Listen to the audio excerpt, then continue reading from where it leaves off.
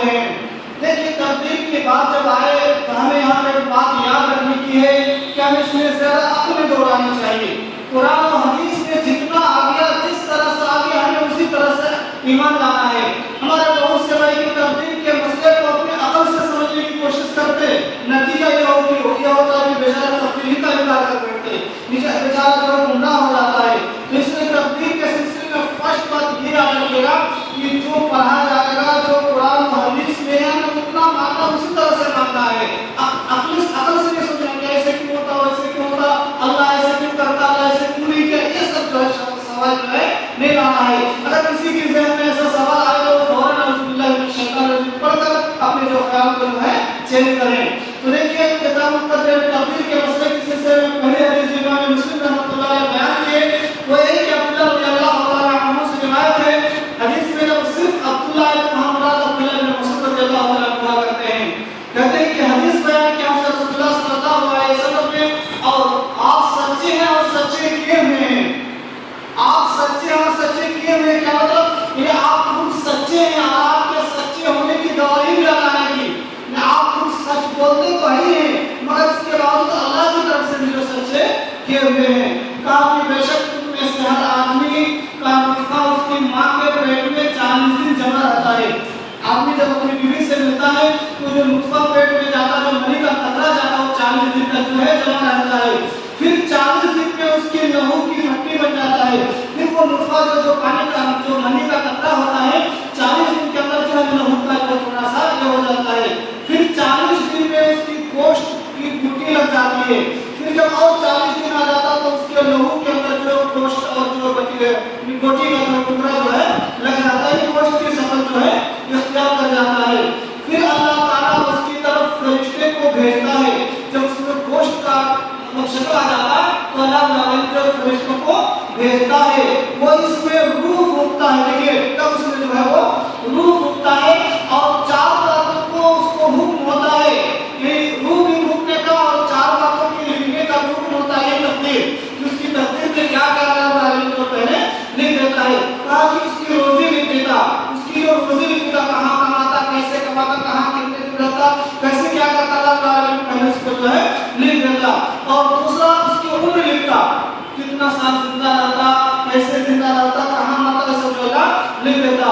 اور اس کے بعد اس کے عمل لکھتا، آدمی جو ہے اچھا عمل کرتا اور برا عمل کرتا، سب جو ہے لکھتا۔ اس کے بعد یہ بھی لکھتا کہ وہ نیک وقت ہوگا یا بدبخت ہوگا، یہ بھی لکھتا کہ آدمی جنتی ہوگا یا آدمی جہنمی ہوگا۔ دیکھیے یہ حدیث یہاں تک یاد سنیے، یہ بھی لکھ دیتا ہے کہ آدمی جنتی ہوگا یا جہنمی۔ دوسری حدیث میں سب کا صحیح مسلم میں آئے، صحابہ کرام رضی اللہ کے نبی جب جنتی اور جہنمی لکھ دیا جاتا ہے تو پھر عمل کیوں کرے؟ جب آلریڈی پہلے سے لکھ دیا گیا جنتی یا جہنمی تو پھر عمل کیوں کرے؟ تو نبی صلی اللہ علیہ وسلم نے فرمایا اعملوا کلکم خلق میسر لہ، کہ تم لوگ عمل کرو، تمہارے لیے وہ چیز آسان کر دی جائے گی جس کے لیے تم پیدا کیے گئے ہو۔ اپنی تقدیر میں کیا ہے تم تو نہیں جانتے، تم عمل کرو۔ اگر تمہاری تقدیر میں جنت لکھا ہوا تو جنت کا راستہ یا جنتی کا عمل تمہارے لیے آسان کر دیا جائے گا۔ اگر تم دوزخی ہو تو دوزخ کے جو ہے تمہارے لیے آسان کر دیا جائے گا، تمہیں تو معلوم ہی ہے، اسی لیے تم عمل کرو، تم کوشش کرو۔ اسی لیے کہتے ہیں تقدیر کے ساتھ ساتھ تدبیر بھی ہے، صرف تقدیر پر بھروسہ کر کے آدمی کو بیٹھنا نہیں چاہیے۔ دیکھیے یہاں پہ کتنے ایسے مسلمان ہیں جب ہدایت کی بات آتی، جب حق اور باطل کی بات آتی، وہ اللہ نے ہم کو ہماری تقدیر میں شاید نہیں لکھا ہے، یہاں پہ تقدیر کا مسئلہ لاتے کہ اللہ نے ہماری تقدیر میں حق نہیں لکھا، ہدایت نہیں لکھا، یہاں پہ تقدیر کا لاتے مگر روزی روٹی میں تقدیر کا مسئلہ نہیں لاتے۔ آج تقدیر آپ کو اتنا اچھا، آپ کا پکا ایمان ہے، آپ گھر میں بیٹھ جائیے، کیلی طور پر بیٹھ جائیے، اللہ آپ کا تقدیر میں لکھ کے رکھا اور ان کے اندر رزق آ جائے گا، بیٹھیے وہاں بھی کیوں تقدیر کو استعمال کرتے ہیں؟ تو یہ صرف کوئی بہانہ بناتے ہیں، ان کے جو لوگ ایسا نہیں کرنا چاہیے۔ تقدیر بھی اور تدبیر بھی ہے، یعنی تقدیر تو ہے ہی ہے، اس کے کیا کرے معلوم، اسی لیے تو ہمیں عمل کرنی چاہیے۔ اس کے بعد نبی صلی اللہ علیہ وسلم نے فرمایا سو میں قسم کھاتا ہوں اس کی کہ جس کے سوا کوئی معبود نہیں، یعنی اللہ العالمین کی قسم کھاتا ہوں کہ بے شک تم لوگوں میں سے کوئی بہشتوں کے جنتوں کے کام کیا کرتا ہے، یہاں تک کہ اس میں اور بہشت میں جنت میں ہاتھ بھر کا فرق رہ جاتا ہے۔ ایک آدمی جنتی منافع کرتا پوری زندگی جنتی کا عمل، جنتی کا عمل، جنتی کا عمل، یہاں تک کہ اس کی اور جنت کے درمیان ہاتھ بھر کا فاصلہ، یعنی آپ کو مرنے کے بعد غریبی کی مرنے کے بعد جنت چلا جائے، بہت جو ہے نیک عمل کرتا، تقدیر کا لکھا ہوا اس پر غالب آ جاتا ہے، سو وہ دوزخیوں کے کام کرنے لگتا ہے، پھر دوزخ میں چلا جاتا ہے۔ تقدیر میں اللہ نے لکھ دیا کہ وہی ہوتا کہ لاسٹ عمر میں وہ جو غلط کام کرنے لگتا، اسلام سے مرتد ہو جاتا اور پھر جو ہے دوزخ میں چلا جاتا۔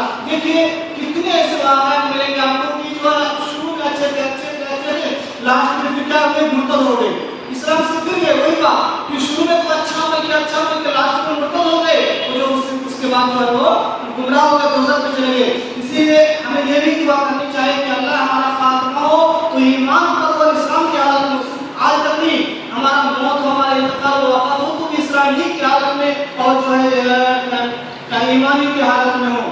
اس کے بعد فرمایا کہ اور مقرر کوئی آدمی عمر بھر دوزخیوں کے کام کیا کرتا ہے، یہاں تک کہ دوزخ میں اور اس میں ایک ہاتھ کا فرق رہتا، پھر تقدیر کا لکھا ہوا اس پر غالب ہوتا ہے، سو وہ جنتیوں کے کام کرنے لگتا ہے، پھر بہشت میں جنت میں چلا جاتا ہے۔ اس کو الٹا ہے، ایک آدمی پوری زندگی میں غلط کام کرتا، لاش میں اللہ اس کو ہدایت دیتا، اس کی تقدیر میں لکھی ہوئی تو جو ہے جنتی کا عمل کرتے ہوئے جنت میں چلا جاتا۔ رشوت اور کہتے وہ نوٹ پر کو اپنی وقت کرنے کا واقعہ نہیں لے سکتے، اس نے پوری زندگی نوٹ پر کو 100 آدمی کو قتل کر دیا، مگر لاش میں دیکھے دل میں سچا کڑا فتوا خالص اللہ کا ڈر لگا ہوا، اللہ نے اسے جنت میں کر دیا۔